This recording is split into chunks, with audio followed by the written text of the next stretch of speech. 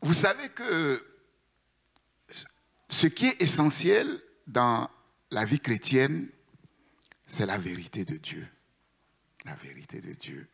1 Timothée 2,4 dit, Dieu veut que tous les hommes soient sauvés et parviennent à la connaissance de la vérité. C'est-à-dire que on peut être sauvé, mais sans être sauvé. Sauvé pour parvenir à la connaissance de la vérité. Donc, si on est sauvé et on ne parvient pas à la connaissance de la vérité, est-ce que le salut est acquis? Normalement, non. Jean 8, 31, 32, Jésus dit aux Juifs qui avaient cru, « Si vous demeurez dans ma parole, vous êtes vraiment mes disciples, vous connaîtrez la vérité et la vérité vous affranchira. » Donc, si on ne parvient pas à la connaissance de la vérité, on ne peut pas être affranchi. On est sauvé, mais on reste encore esclave. 2 Thessaloniciens 2, 9, 10, l'apparition de cet impie, c'est-à-dire l'Antichrist, se fera avec la puissance de Satan, avec toutes sortes de miracles, de signes et de prodiges mensongers, et avec toutes les séductions de l'iniquité, pour ceux qui périssent, parce qu'ils n'ont pas reçu l'amour de la vérité pour être sauvés. Parce qu'ils n'ont pas reçu l'amour de la vérité pour être sauvés. Ça veut dire quoi? Ça veut dire qu'aujourd'hui, les chrétiens qui courent à gauche, à droite, après les miracles, les signes, qui n'ont pas le discernement, si ils ne sont pas dans la vérité, et s'ils ne corrigent pas cela, ils sont déjà vaincus par le diable. Quand l'Antichrist viendra, ils ne pourront pas se retrouver. Si nous vivons dans la vérité, nous le comprenons, le diable ne peut rien contre nous.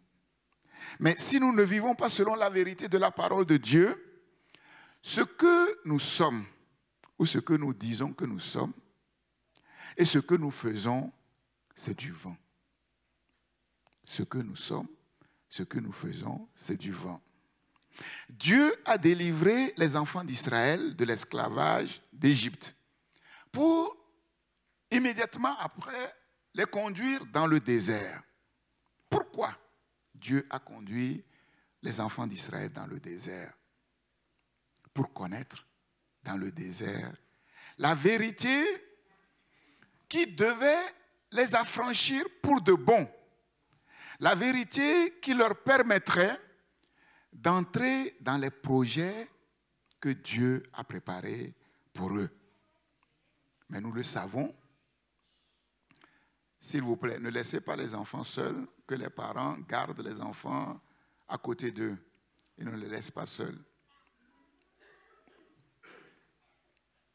La vérité qui les affranchirait pour de bon, parce que la sortie d'Égypte n'était qu'une première étape de leur délivrance et qui leur permettrait ensuite d'entrer dans les bons projets que Dieu a préparés pour eux.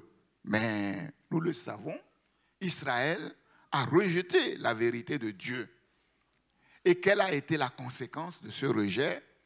La première génération, à l'exception de 2, sont morts. Ils sont tous morts. La première génération est morte dans le désert. Et quelle est cette grande vérité essentielle que Dieu voulait leur apprendre dans le désert? Là, c'est une question.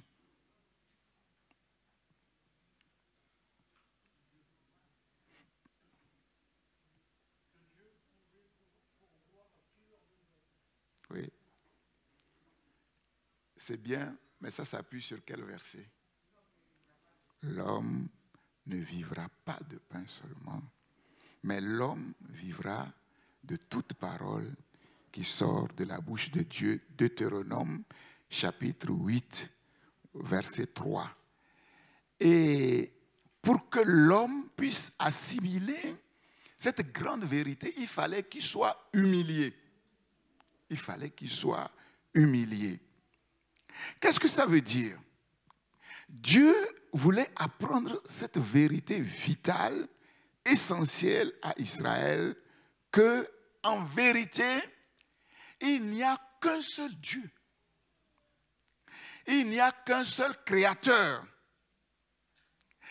Et toute la création dépend de ce créateur. L'homme doit apprendre à dépendre entièrement de son créateur. L'homme doit apprendre à dépendre entièrement de la bouche de son créateur, de la parole du créateur. C'est la vérité fondamentale et essentielle qui nous affranchit réellement de l'idolâtrie et qui nous permet de faire de notre créateur notre Dieu. Et si l'homme fait de son créateur son Dieu, s'il apprend à dépendre de lui, il ne sera jamais esclave de quoi que ce soit, de qui que ce soit. Il verra le vide de son cœur comblé par l'amour de Dieu.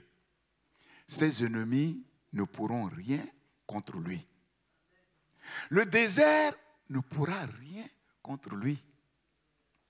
Israël n'est pas mort dans le désert parce qu'il n'avait pas à manger, parce qu'il n'avait pas à boire, non.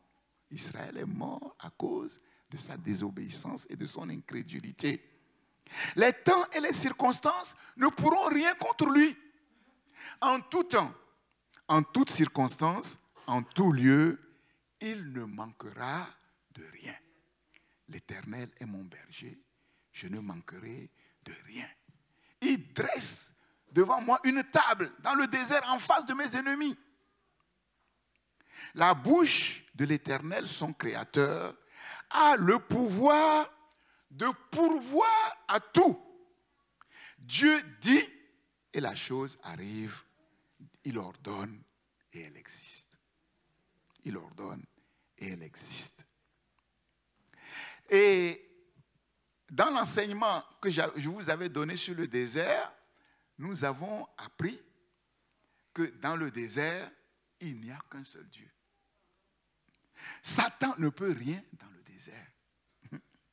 Satan n'a volé au secours d'aucun enfant d'Israël dans le désert. Dieu règne en souverain maître dans le désert. Ou on fait confiance à Dieu dans le désert et on s'en sort, ou on ne fait pas confiance à Dieu dans le désert et c'est la mort.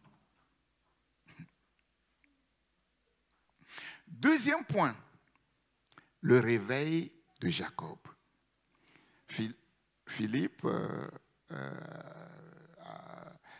a parlé un tout petit peu de cela. Le réveil de Jacob. Genèse 35. Je vais lire les 15 premiers versets. Genèse 35, verset 1er.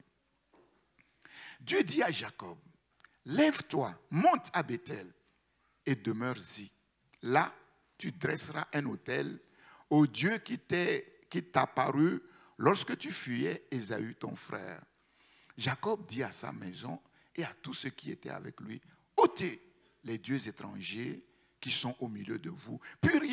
Purifiez-vous et changez de vêtements. Nous nous lèverons et nous monterons à Béthel. Là, je dresserai un autel au Dieu qui m'a exaucé dans le jour de ma détresse et qui a été avec moi pendant le voyage que j'ai fait. Ils donnèrent à Jacob tous les dieux étrangers qui étaient entre leurs mains et les anneaux, c'est-à-dire les boucles d'oreilles, qui étaient à leurs oreilles. Jacob les enfouit sous le térébinthe qui est près de Sichem. Ensuite, ils partirent. La terreur de Dieu se répandit sur les villes qui les entouraient et l'on ne poursuivit point les fils de Jacob. Il faut croire que n'eût été cette action, Jacob aurait été exterminé par les villes avoisinantes à cause de ce que ses enfants ont fait dans le chapitre 34. Jacob arriva, lui et tous ceux qui étaient avec lui à Luz, qui est Béthel dans le pays de Canaan. Il bâtit là un autel et il appela ce lieu El Béthel. Et c'est là que Dieu avait révélé, car c'est là que Dieu s'était révélé à lui lorsqu'il fuyait son frère. Déborah, nourrice de Rebecca, mourut et elle fut enterrée au-dessous de Bethel, sous le chêne auquel on a donné le nom de chêne des pleurs. Dieu apparut encore à Jacob après son retour de Padan Aram et il le bénit. Dieu lui dit, ton nom est Jacob, tu ne seras plus appelé Jacob, mais ton nom sera Israël. Et il lui donna le nom d'Israël. Dieu lui dit, je suis le Dieu tout-puissant, sois fécond et multiplie. Une nation et une multitude de nations naîtront de toi et des rois sortiront de tes reins.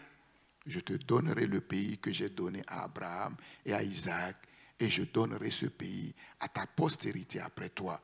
Dieu s'éleva au-dessus de lui dans le lieu où il lui avait parlé.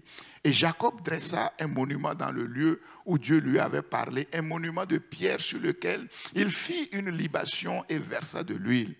Jacob donna le nom de Bethel au lieu où Dieu lui avait parlé. Amen. Donc ici, nous voyons Jacob dans une position difficile, dans une situation difficile. Et heureusement que Jacob a bien réagi. Jacob a fait à Dieu des vœux quand il fuyait son frère Ésaü. Et quels étaient ces vœux? Trois vœux. Le premier, il a dit, je ferai de Yahweh mon Dieu. Deuxième, ce lieu où Dieu s'est révélé à moi, Bethel, sera la maison de Dieu. Et troisièmement, je donnerai à Dieu la dîme de tout ce qu'il me donnera. Et on voit que à ce jour, par rapport à ce chapitre, quand on regarde ce que Jacob a fait à ce jour, Jacob n'a pas tenu à toutes ses promesses. Dieu va demander à Jacob de retourner dans son pays. Mais Jacob va mettre beaucoup de temps pour s'exécuter. Sa lenteur à s'exécuter aura des conséquences dramatiques. Le désordre dans sa maison.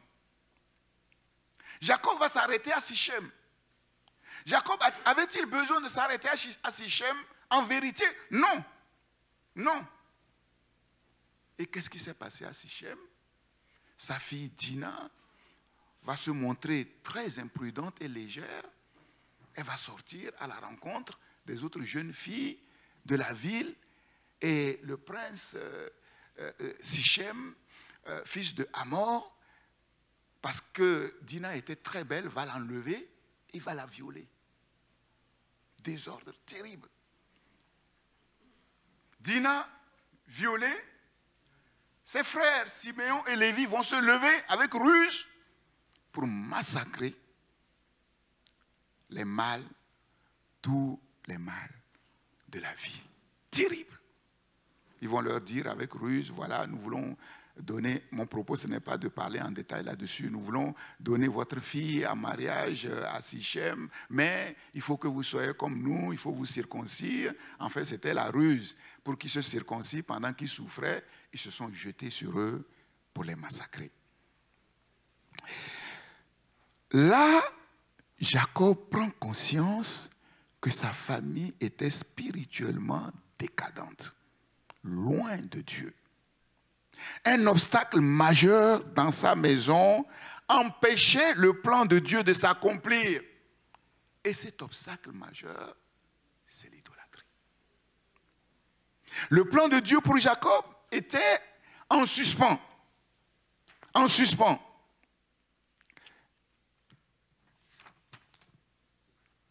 L'obstacle devait à tout prix être ôté.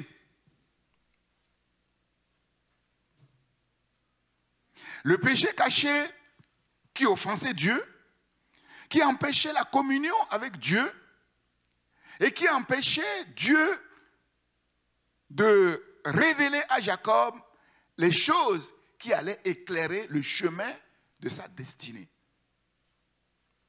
Jacob dit à sa maison et à tous ceux qui étaient avec lui, ôtez les dieux étrangers qui sont au milieu de vous. Et nous savons que longtemps après, c'est le même ordre que Dieu va donner aux enfants d'Israël après la conquête de Canaan. À Sichem, toujours à Sichem, Josué chapitre 24, verset 14, comme quoi nous comprenons que l'obstacle majeur qui a entraîné Israël dans tous ses malheurs, dans toutes ces tragédies, c'est le même obstacle, l'idolâtrie. Ôtez les dieux étrangers qui sont au milieu de vous. Purifiez-vous, lavez-vous, changez de vêtements. Donc cela nous parle de la sanctification, du retour à Dieu, la consécration totale à Dieu en vue d'un nouveau départ. Il y avait un blocage. Il y avait un blocage. Tout cela nous enseigne que quand un enfant de Dieu tourne en rond, ou est bloqué, ou n'a pas la force de se lever pour avancer dans les choses de Dieu, il y a une raison, il y a un obstacle. Et cet obstacle, c'est l'idolâtrie. C'est l'idolâtrie. Les idoles furent enterrées à Sichem. Ces idoles, c'était quoi? Philippe l'a dit, les téraphim, les statuettes que Rachel, la préférée de Jacob, avait volées à son père. À son père. Et il est question des anneaux, des boucles d'oreilles. Des boucles d'oreilles, chose de rien, qui normalement servaient simplement d'ornement, mais qui étaient en même temps des fétiches. Des fétiches. Si l'enfant de Dieu n'a pas le discernement dans ce monde, il va toucher à certaines choses qui ont l'air anodines. Ces choses sont anodines, mais derrière cachent autre chose. Vous vous souvenez, il y a un an, il y a une mode qui est venue subitement. Maintenant, je parle aux sœurs. C'est les ornements avec les coris. Les coris. Vous savez ce que c'est? Les coris, les choses.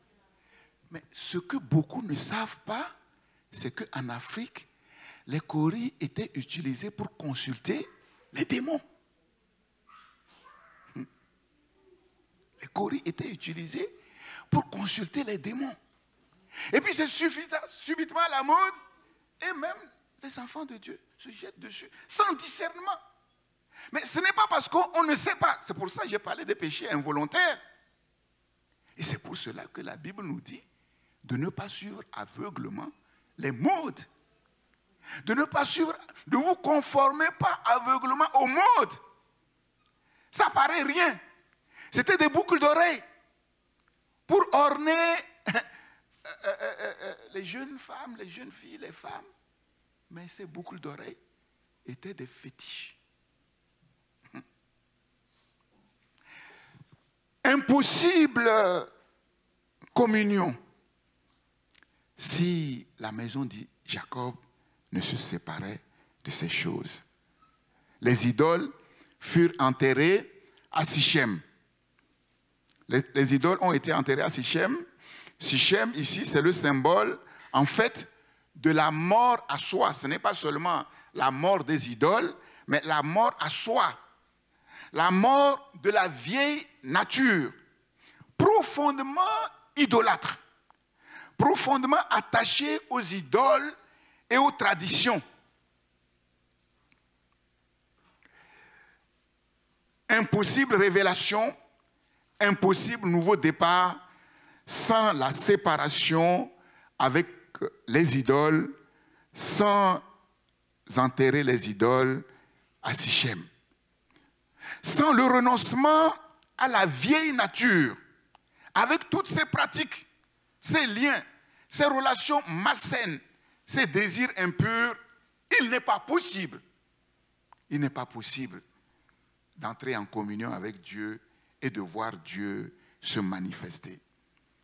Et quand ils ont fait cela, les conséquences ont été immédiates, rapides. La terreur de Dieu se répandit sur les villes qui les entouraient et l'on ne poursuivit point les fils de Jacob. Qu'est-ce que cela nous enseigne? Qu'est-ce que Jacob nous enseigne ici? Jacob nous enseigne qu'il est impératif de sortir de l'idolâtrie, sinon le plan de Dieu reste bloqué. La destinée est en suspens. Sortir de l'idolâtrie pour vaincre l'ennemi, pour voir la terreur de Dieu se répandre dans le camp de l'ennemi et pour se voir mis à l'abri de nos ennemis. Sortir de l'idolâtrie pour entendre à nouveau la voix de Dieu, discerner sa volonté, discerner son plan. Sortir de l'idolâtrie pour trouver la force de se lever, pour marcher dans la voie de sa destinée. Jacob arrive à Bethel et là, il bâtit un autel à l'Éternel en guise de reconnaissance, de consécration renouvelée à Dieu. Et c'est là que Dieu va confirmer les promesses faites en ce lieu des années auparavant. Donc en fait, rien n'était encore acquis pour Jacob. Jacob a reçu de belles promesses que c'est lui qui allait perpétuer, être l'instrument au travers duquel Dieu allait accomplir les promesses que Dieu a données à ses pères, mais rien n'était encore acquis. Là, Dieu va se révéler à lui à nouveau. Dieu va lui renouveler l'alliance faite à Abraham. Dieu va confirmer le changement de son nom. Ton nom est Jacob, tu ne seras plus appelé Jacob, mais ton nom sera Israël. Dieu lui dit, je suis le Dieu Tout-Puissant. La même révélation que Dieu avait donnée à son père Abraham. Sois fécond et multiplie. Une nation et une multitude de nations naîtront de toi, et des rois sortiront de tes reins. Je te donnerai le pays que j'ai donné à Abraham et à Isaac, et je donnerai ce pays à ta postérité après toi. Pourtant, avant la rencontre d'Ésaü, son frère, nous savons que Jacob va lutter avec un homme. Et il va sortir vainqueur parce que vaincu par cet homme qui a changé son nom. Le nom de Jacob a été changé. Mais Jacob n'a pas incarné son nouveau nom dans sa vie. Son nom a été changé, mais Jacob a continué à vivre en vieil homme. C'est-à-dire, un chrétien peut être né de nouveau et continuer à vivre selon le vieil homme. Et Dieu ne peut rien. Jusque-là, Dieu ne pouvait rien.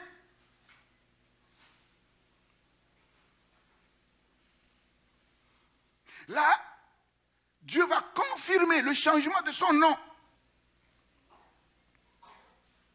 Et Dieu va confirmer les promesses. Le tout, ce n'est pas que Dieu parle. Le tout, ce n'est pas d'entendre la voix de Dieu, de recevoir les promesses de Dieu. Encore faut-il satisfaire aux exigences de cette promesse, de ces paroles. Si nous entendons des promesses authentiques de Dieu, mais nous ne satisfaisons pas aux exigences de la promesse, rien ne pourra se faire. Rien ne pourra se faire. Et nous voyons ici que le meilleur héritage que nous laissons à nos enfants, c'est l'approbation de Dieu sur nos vies. C'est la bénédiction de Dieu sur nos vies.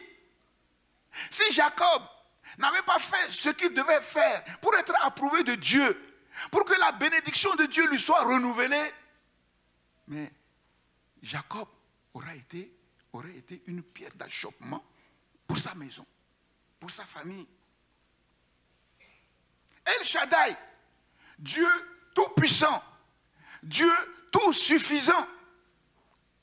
Dieu dit à Jacob, comme il a dit à son père Abraham, vous n'avez pas besoin de chercher d'autres dieux. Vous n'avez pas besoin de fétiches. Vous n'avez pas besoin d'idoles. Votre Dieu est tout-puissant. Votre Dieu est tout-suffisant. Le réveil spirituel commence réellement quand un homme une femme se détourne de ses idoles. C'est la condition première pour se convertir à Dieu, pour se consacrer à Dieu et pour servir le Dieu vivant et vrai. Paul rendait témoignage à l'église de Thessalonique en disant dans 1 Thessaloniciens chapitre 4 des versets, des paroles extraordinaires à l'égard de cette église qui était comme un modèle à l'époque. Au verset 1 Thessaloniciens 1,4, nous savons, frères bien-aimés de Dieu, que vous avez été élus. Comment on voit que cette église a été élue? Nous allons le voir par la suite.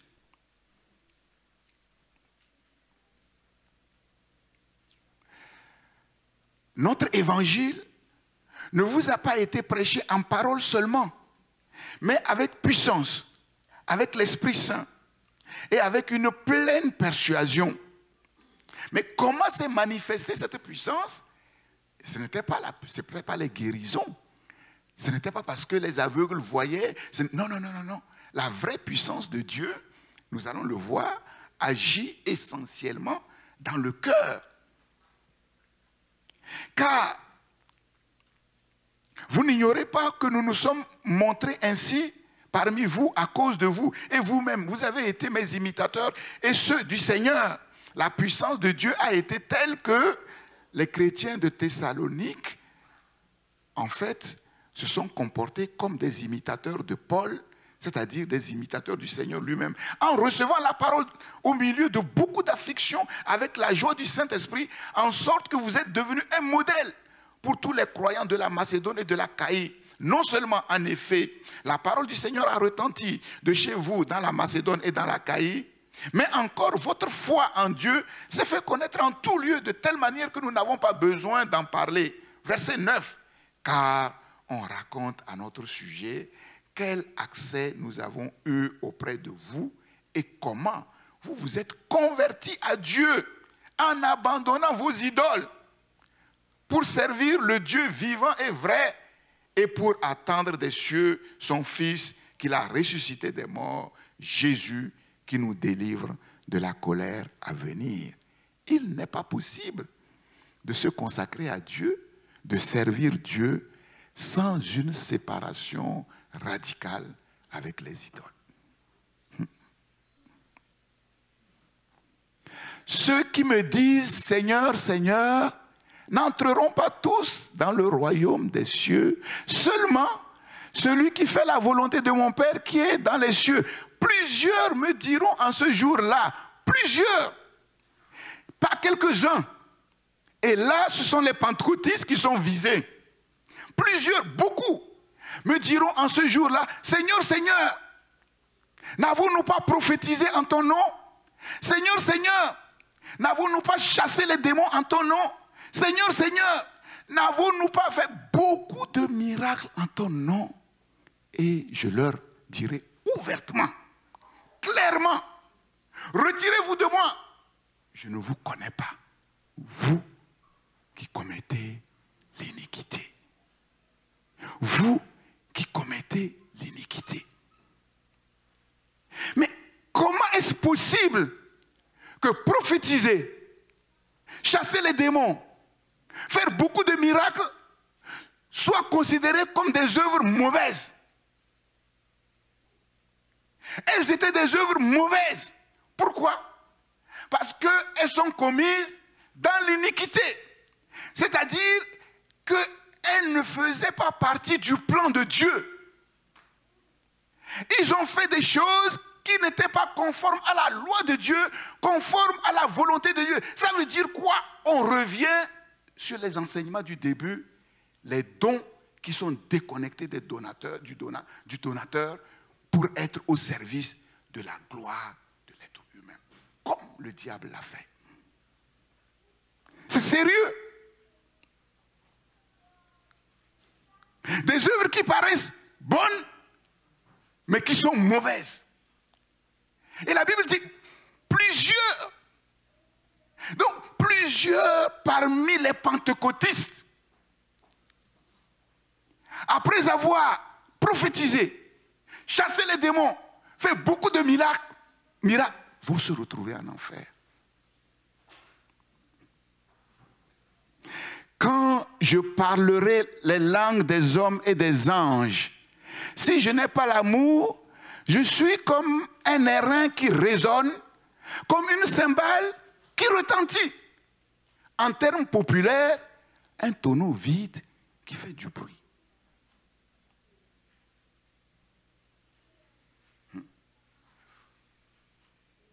Quand j'aurai le don de prophétie, la science de tous les mystères et de toute la connaissance, quand j'aurai même toute la foi jusqu'à transporter les montagnes, vous vous imaginez un homme aujourd'hui qui va devant le Mont Blanc.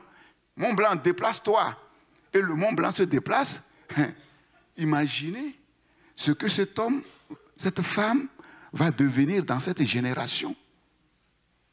Quand j'aurai même toute la foi jusqu'à déplacer les montagnes, si je n'ai pas l'amour, je ne suis rien. Quand je donnerai même tous mes biens pour la nourriture des pauvres, et quand bien même je donnerai mon corps pour être brûlé, le summum du sacrifice, pour être brûlé, pour une soi-disant bonne cause, si je n'ai pas l'amour, cela ne me sert à rien. Si nous ne sommes pas dans la vérité de Dieu, ce que nous sommes et ce que nous faisons, c'est du vent.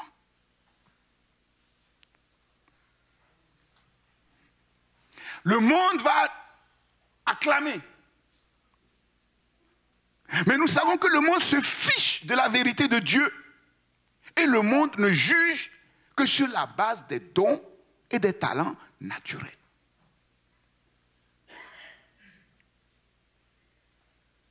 Voilà pourquoi le Seigneur nous dit, entrez par la porte étroite, car large est la porte, spacieux, le chemin qui mène à la perdition.